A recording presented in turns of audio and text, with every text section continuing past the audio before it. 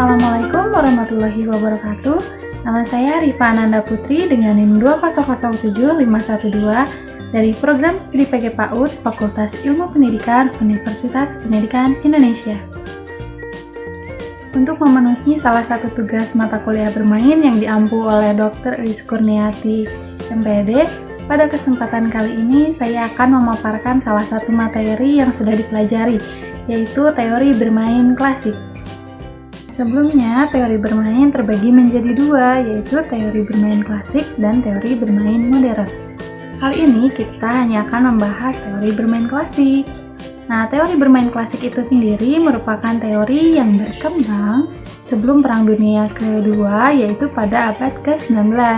Nah, teori ini berlandaskan pada refleksi para filsuf yang mulai memperhatikan sebenarnya dari mana dorongan perilaku bermain itu muncul. Nah, sehingga teori ini belum berlandaskan pada eksperimental. Teori bermain klasik yang pertama adalah teori surplus energi. Teori ini dikemukakan oleh Friedrich Schiller yang berasal dari Jerman. Nah, ia menyebutkan bahwa bermain terjadi karena adanya energi berlebih. Nah, namun energi berlebih ini hanya berlaku pada manusia dan hewan yang memiliki tingkat evolusi tinggi. Sedangkan pada hewan yang memiliki tingkat evolusi rendah, energi berlebih ini digunakan untuk mempertahankan hidupnya. Nah, sehingga bermain dalam teori ini merupakan sarana untuk menyalurkan energi berlebih agar anak tidak menyalurkan energinya pada hal-hal yang negatif. Selanjutnya, teori bermain klasik yang kedua adalah teori rekreasi. Nah, teori ini dikemukakan oleh Maurice Lazarus yang menyebutkan bahwa bermain dilakukan untuk mengembalikan energi yang telah digunakan untuk bekerja. Umumnya, orang mengembalikan energi dengan cara beristirahat. Namun, menurut pendapat ini, bermain juga dapat menghilangkan kejenuhan dan kebosanan akibat aktivitas rutin yang biasa dilakukan. Teori bermain klasik yang ketiga adalah teori praktis. Nah, teori ini berkembang sejak kemunculan teori evolusi yang dikemukakan oleh Charles Darwin yang menyebutkan bahwa manusia merupakan hasil evolusi dari makhluk yang lebih rendah. Nah, teori praktis ini dikemukakan oleh Carl Gross yang menyebutkan bahwa bermain dilakukan untuk menguatkan insting yang digunakan untuk mempertahankan hidup di masa yang akan datang.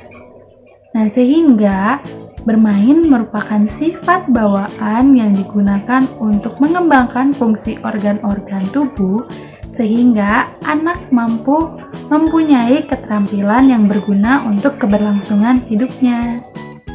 Teori bermain klasik yang keempat adalah teori rekapitulasi yang dikemukakan oleh Stanley Hall, di mana anak merupakan mata rantai evolusi dari binatang hingga menjadi manusia. Sehingga kegiatan bermain itu mencerminkan pengulangan aktivitas yang telah dilakukan nenek moyang sesuai dengan tingkatan usianya. Misalnya, ketika anak-anak senang bermain di dalam air, maka hal itu dikaitkan dengan nenek moyang, yaitu spesies ikan yang hidup di dalam air. Teori bermain klasik yang kelima adalah teori katarsis. Teori ini dikemukakan oleh Sigmund Freud yang menyebutkan bahwa bermain dapat menjadi sarana untuk mengekspresikan emosi. Nah, sehingga bermain dapat menyalurkan emosi anak. Misalnya, ketika anak sedang mengalami kecewa atau marah, anak bisa berlari kencang, menendang bola secara kencang untuk menyalurkan emosinya.